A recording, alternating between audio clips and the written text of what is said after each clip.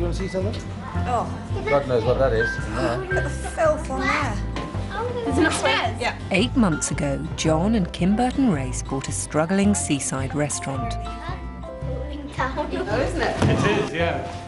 They set about transforming its fortunes, and during the summer it was packed to the rafters. But with the onset of winter, the reality of running a seasonal restaurant has hit. In the restaurant business, it takes a long time to make £5,000, but it takes about 5 minutes to lose it.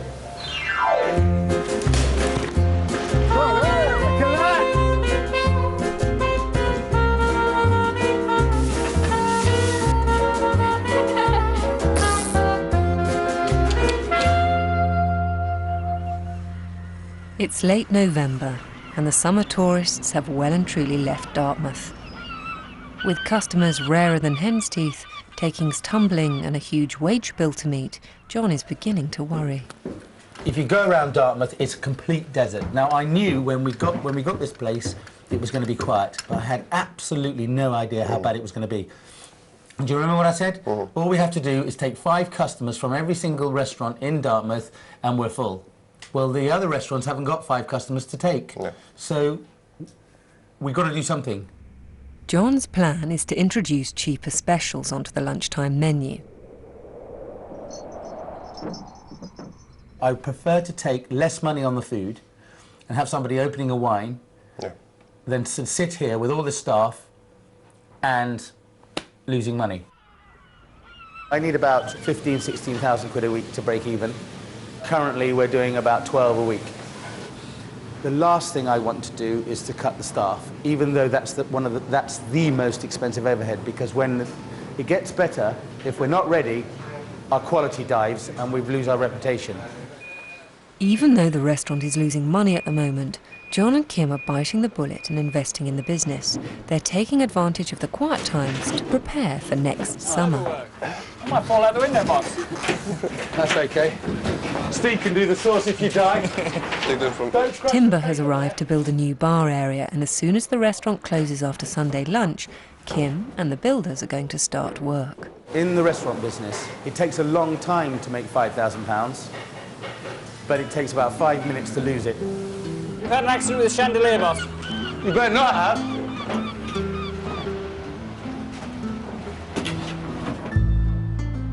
As well as falling revenues, John is also having to cope with plummeting morale amongst his chefs.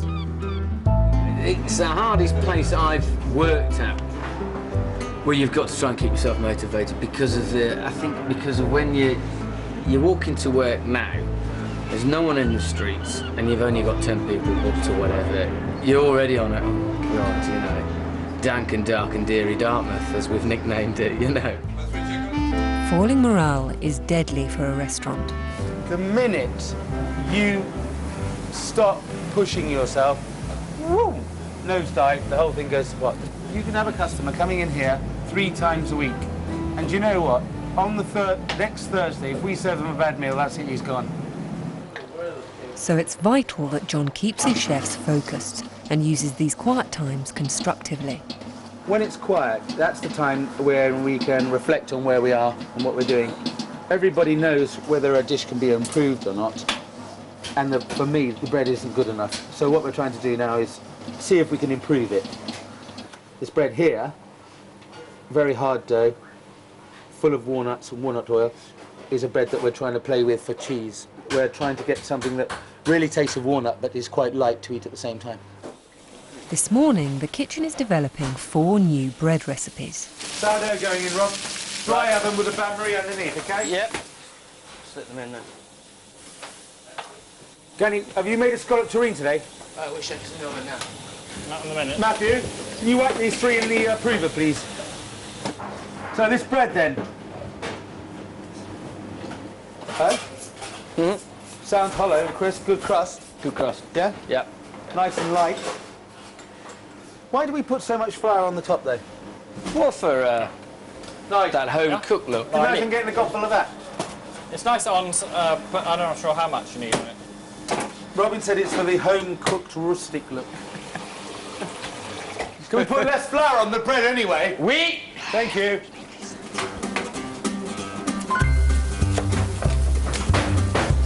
when you cook some, can I taste it? John is watching his chefs like a hawk, keeping up morale and looking for ways to save money. It's the time to reevaluate. It's the time to check your work methods. It's the time to look at what you're doing and how you're doing it and see if there are ways of achieving the same result but cutting costs. James takes his job really, really seriously, so much so that he hand dries the spinach after he's cooked it.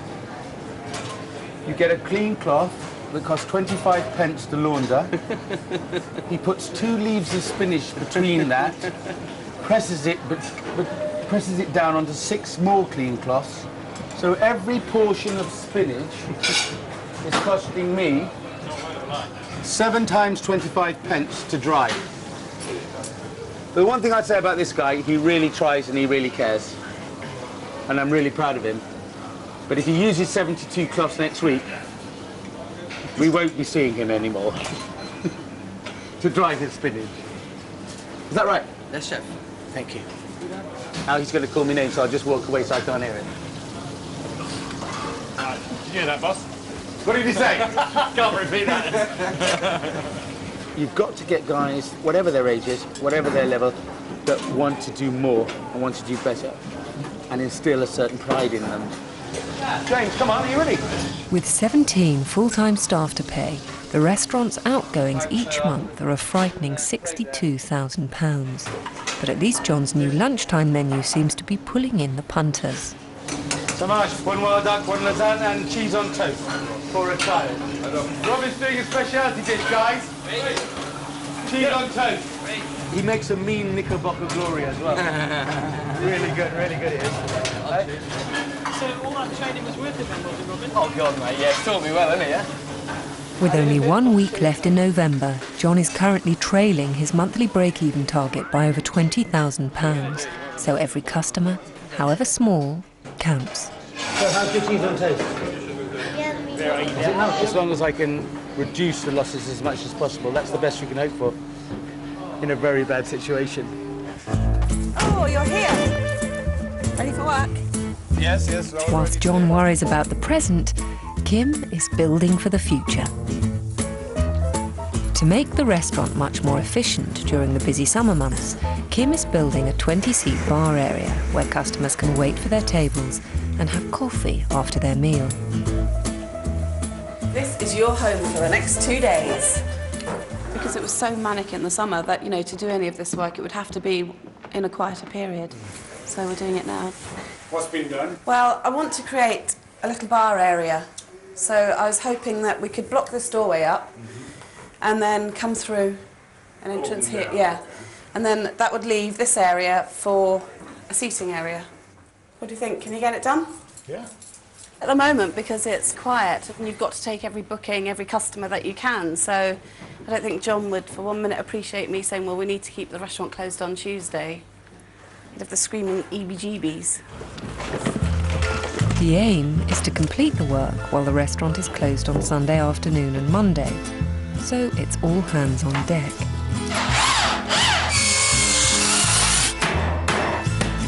There you go.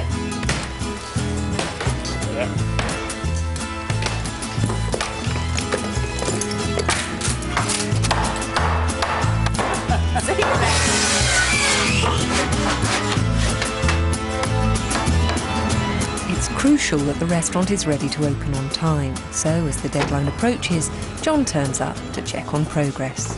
There seems to be a lot of wood here. I hope that doesn't mean it's not going to be ready. Because look at it does. Hello. Hi, Phil. How's it going? Slowly.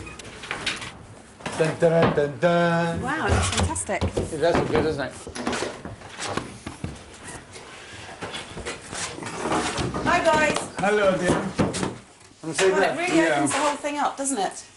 Yeah, it does. Big question, mate. Is it going to be finished in time? It'll be finished tonight. Will it? That's what you want, yeah. Hey. Yeah. I'll see you a bit later on then. Okay, Or then. tomorrow. I don't think you'll see us tomorrow. We're leaving very, very early in the morning, I believe. See you later. Bye. They're doing a great job. It's just because I can't, in my mind's eye, imagine that thing's going to be finished by the time they leave for the M5. It will. Tomorrow morning you'll be fine. Well, yeah, right. Well, we'll see. I hope it is. One advantage of the restaurant being quieter is that John's around to do more cooking at home. Got the pork. With Charles's help, he's cooking roast pork with stuffed apples for tonight's supper. That looks like it came out of your stomach, but yours is twice the size of that. Thanks very much, Charles. Now, let me get some oil. You've got to use a little bit of olive oil or groundnut oil, just a little bit of oil. Just any oil, even car oil. No, not car engine oil, no. No, lots of salt on top, and that'll help make the crackling nice and crisp. Come on, And Charles. then what are we going to do? And it's going to take about 2 hours, this big joint now. Yeah. Right, go and get the girls. Tell them to hurry up, because we've got loads to do. Girls! Right, the first thing we've got to do is peel an apple.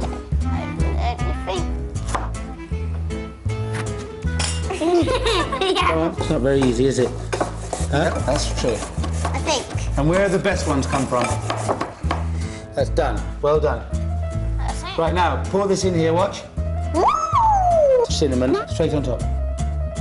Right, now listen, Charles, carefully. Put about half the sugar in here, OK? That's enough. A bit more. Okay. Stop. Charles, and now we mix it up. Right, now, you know what I like? And this is very grown up. You don't have to put it at all. There's a bit of Calvados apple brandy. Listen. Oh, it smells of lovely apples. Red wine or champagne or something. Now I'm watching. Just getting Right, well done, guys. my Now, God. these go in the oven. 20 to 25 minutes, OK? Right, remember what I said? All good chefs clear up their mess. You're a good chef, so you can clear it up. The three littlies are loving their new life in Devon, but there's discontent in the ranks of the elder teenagers. He's Mr. Psycho still. No, I just think all that's changed is he's not as stressed now he's down here. That's all, though. I think they're more stressed. Yeah, I think he's No, quite stressed with work. Oh, he's not as stressed as he was in London.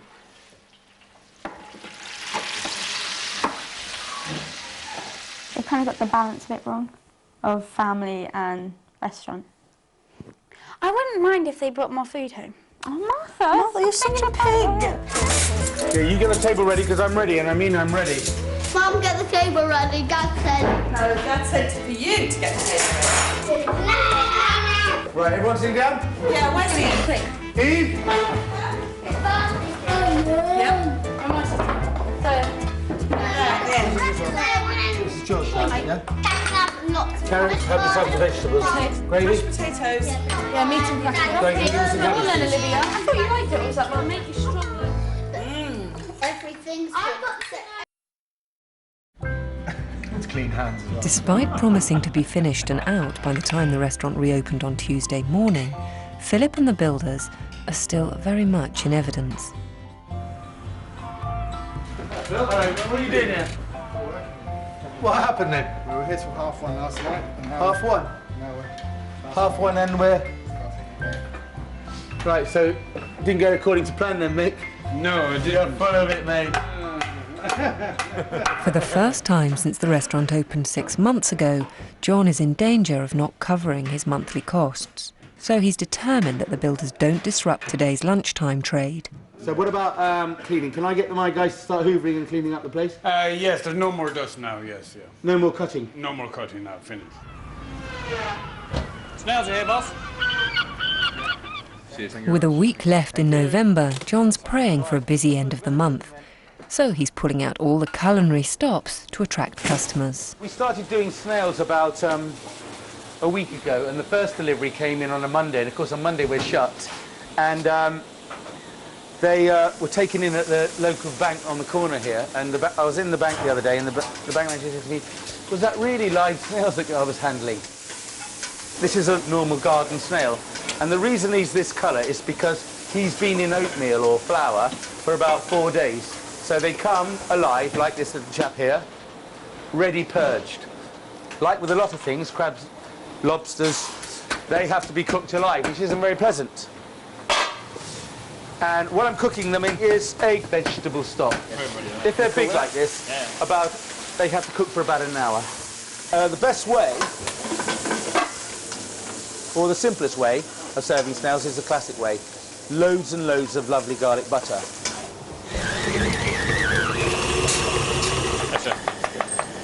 juice of 1 lemon, chopped or pureed garlic, straight in. Some blanched tarragon leaves and a good handful of chopped parsley. This butter's great with not just snails, you can use it to top a steak. We use it on lobsters, wrap it up in small containers, keep it in the deep freeze. People come round, some lamb chops or lamb cutlets on a grill them up. When they're half cooked, top them with the butter. Beautiful. Lovely in the summer with a salad. And then a bit of seasoning, some salt, not too much. Nigel, you got any cayenne? Yeah.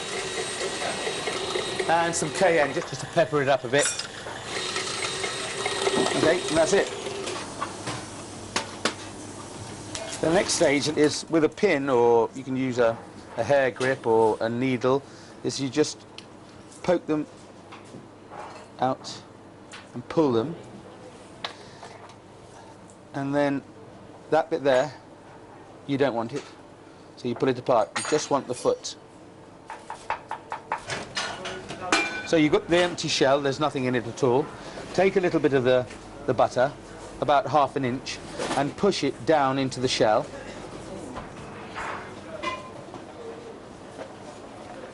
The snail. Push that into the butter so that there's butter at the top of the shell, and then just cap it off with another little bit of butter. The flavour of the garlic and the herbs go through the snail, and that butter on the top melts down into the snail again.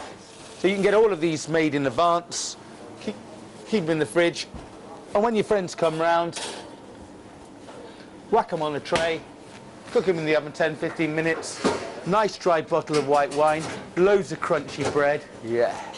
So those tarts, the foie gras. I'll just go and see how the builders are doing. Right, Nick. We're about 5 minutes away. But are you painting the floor? Yeah. Because I've got customers at 12:30. Have you? Yeah.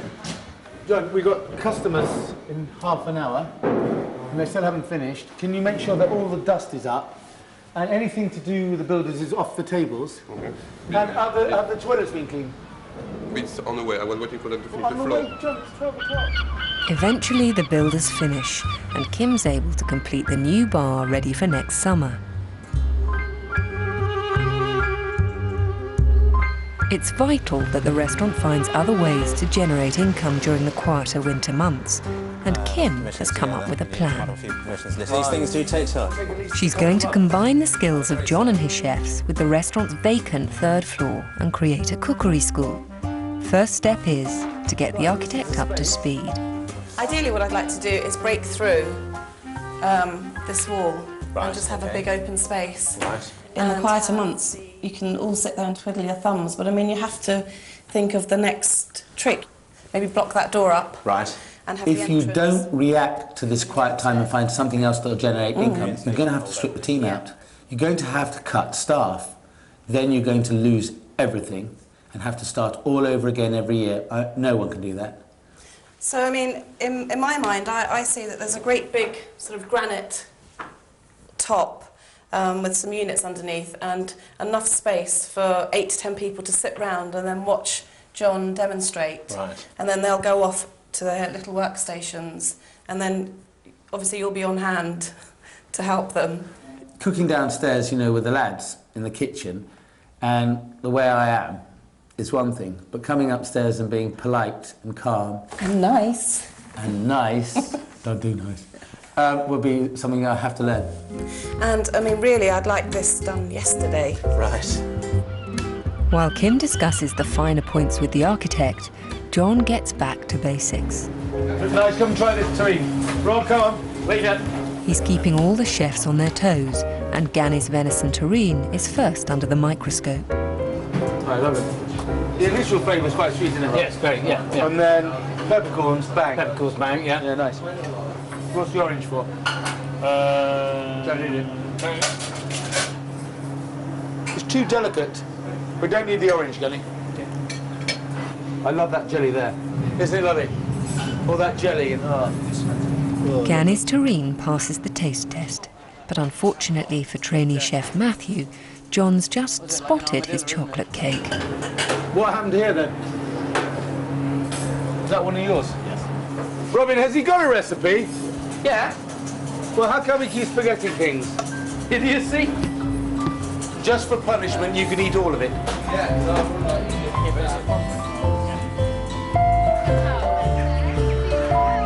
With 6 children to look after and a restaurant to help run, Kim has been too busy to make new friends and is starting to feel lonely. I think it's always difficult starting in a new area because I've always had a close network of friends and family, so that's hard, but now things have quietened down, you know, I can hopefully make a few friends. Did you have a good day? The children have all made lots of friends, and I know in time I will, but it's obviously just takes a bit of time.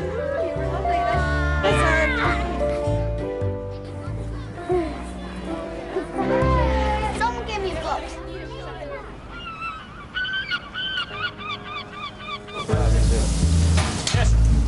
Back at the restaurant, after a very slow start to November, John's new menu has given business a shot in the arm. My spirits are lifting because we're very busy.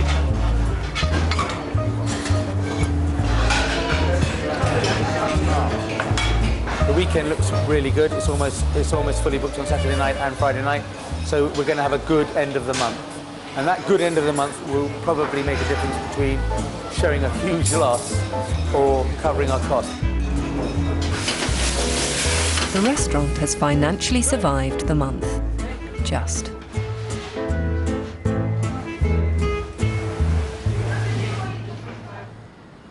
Six months ago, John and Kim opened a small family restaurant by the sea, and together with their 6 children came in search of a slower, saner, less stressful way of life.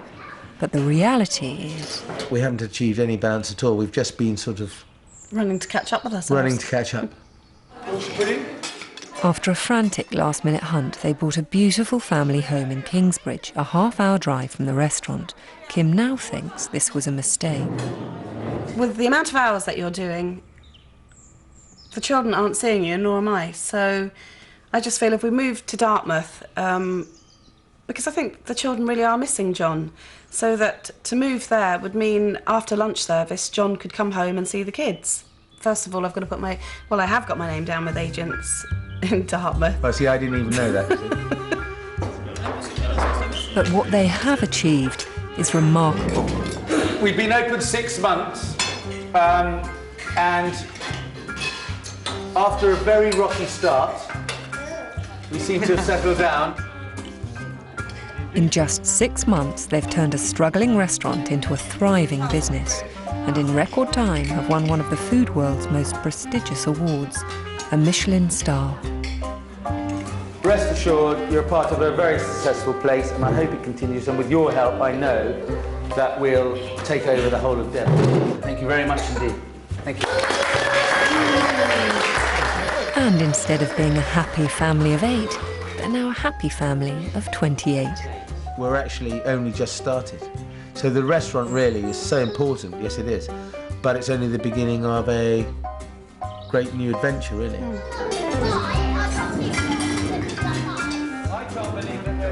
Well, next week at this time, the city gardener turns something small and dilapidated in Stoke Newington into something very, very special indeed. And next tonight, verbal abuse, assaults and bribery as we enter the special world of the parking attendant.